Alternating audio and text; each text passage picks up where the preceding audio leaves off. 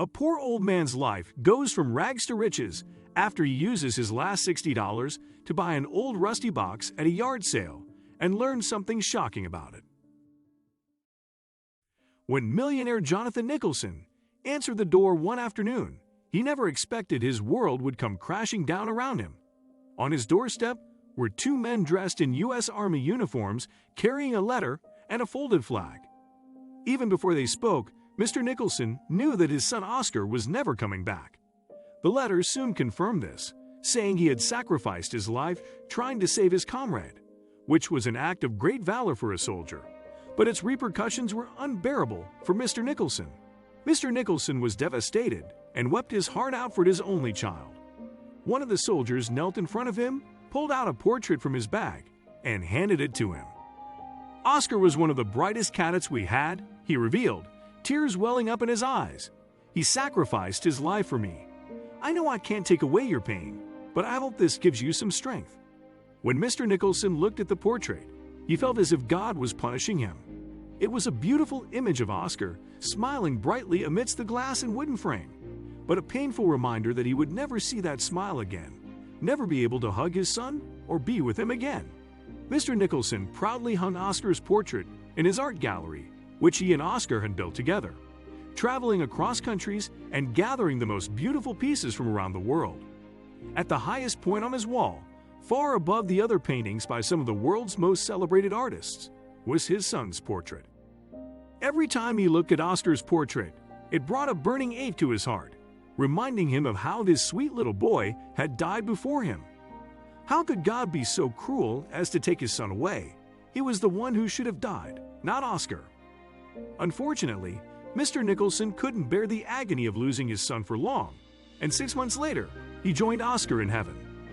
After his death, his secretary, Mr. Ratliff, approached numerous newspapers, as per Mr. Nicholson's dying wish that his art collections be sold at a yard sale in an auctioneering fashion, with a twist that only he and Mr. Ratliff knew about. Mr. Nicholson wanted to pass on his heartfelt collection of paintings he shared with his beloved son to someone who would respect and cherish it for the rest of their lives. 3 days later, distinguished and affluent families and business people arrived at the yard sale, where Mr. Ratliff eagerly awaited the most deserving bidder who would bid for the true value of Mr. Nicholson's collection. Clearing his throat, he began the bidding. "Good morning, gentlemen and ladies," he said. "First and foremost, I'd like to thank you all for taking time out of your hectic schedules to participate in today's auction. As we all know, Mr. Nicholson proudly claimed himself as more of a gallerist than a businessman, and he and his son Oscar had built this collection after several years of touring across different countries. So, ladies and gentlemen, it gives me immense pleasure to present to you the most valuable item for today's stage." With that, Mr. Ratliff brought out an ancient tin box onto the stage. It was dusty and had rusty locks at the front and black tinges around. Suddenly, there was a pin-drop silence, followed by a voice. "We're here to invest money, not throw it away on a piece of garbage. Stop the rubbish and put the artwork on exhibit." Mr. Ratliff smiled wryly and remarked, "Ladies and gentlemen, this is one of Mr. Nicholson's most prized possessions. It's true that it's not made by a well-known artist, but I guarantee you that its contents are far greater than the combined estimations of the paintings." A man in the front row laughed. "Of course, and I'm the President of the United States of America," he quipped loudly. Everyone in the room burst out laughing, but Mr. Ratliff stood there with a pleasant grin. "I'm not sure whether it has anything to do with why we've gathered here, sir, but I am certain that this box is the most valuable item in this auction. So let's get the bidding started. $100 for the old box. Anyone? $100. "Look, sir," said a man as he rose from his chair, "no one's going to buy it.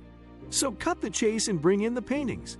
I left a crucial meeting with prospective investors to be here, and I can't afford to miss another, which begins in an hour. So let's get on with the major pieces."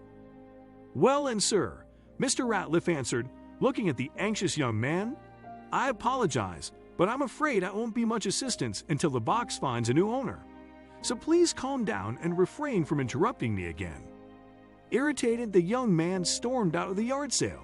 Mr. Ratliff, though, was unconcerned. Where was I? Yes, $100 for the old box, he continued. Do we have a bid here? The entire room was deafeningly quiet, since no one wanted to bet even a dime on it. But soon, a voice cut Mr. Ratliff off. $60, it said. That's all I've got, but I'm willing to buy the box.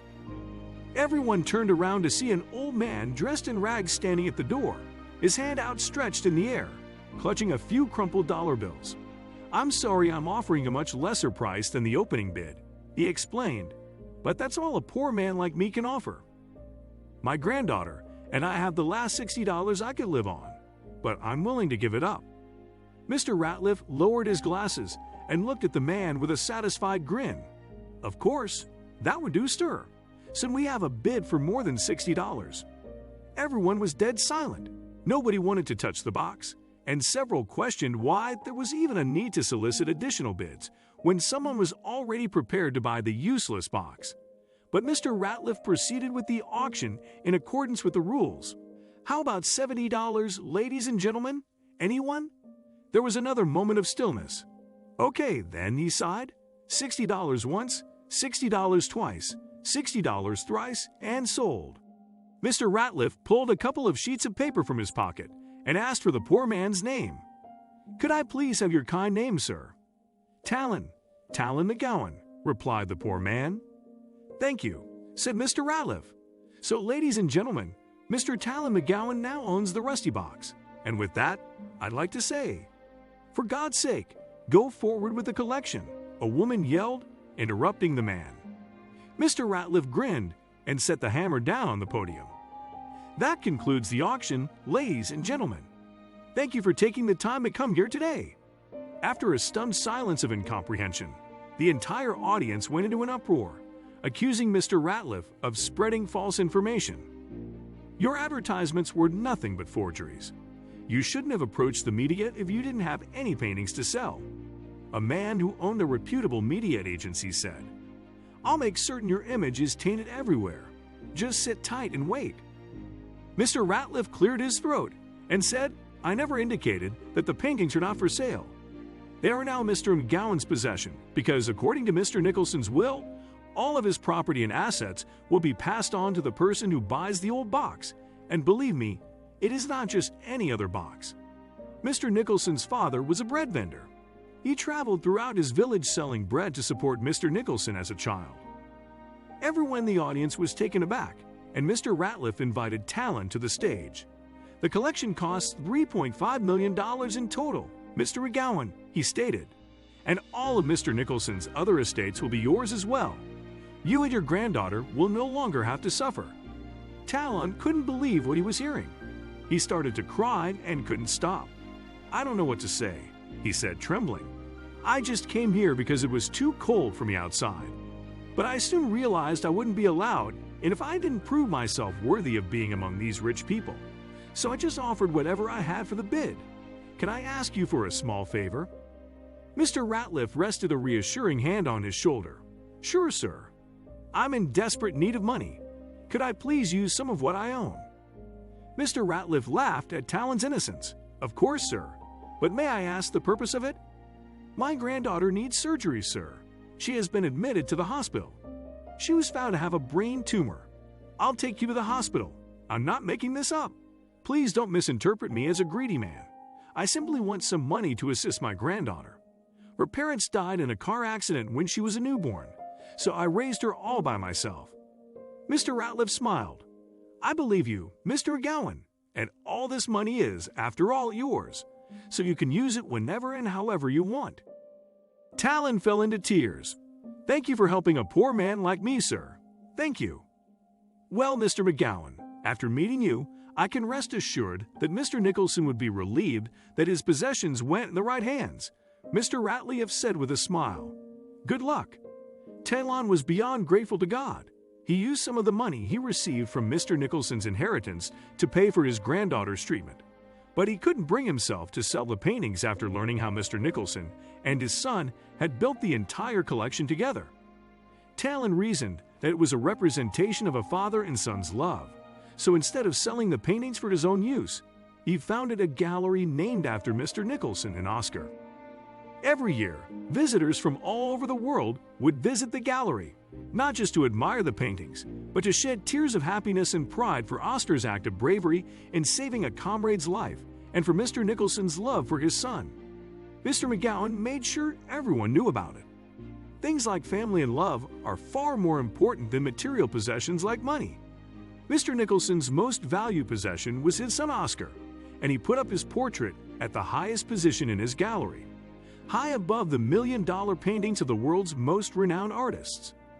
When we lose something, we always get something in return. Sometimes, what we get in return is more important. Talon gave up his last dollar for the rusty old box, but he became a millionaire in return.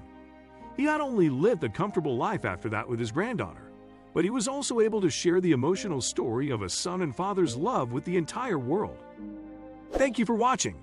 Please don't forget to like, subscribe, and share this story with your friends. It might brighten their day and inspire them.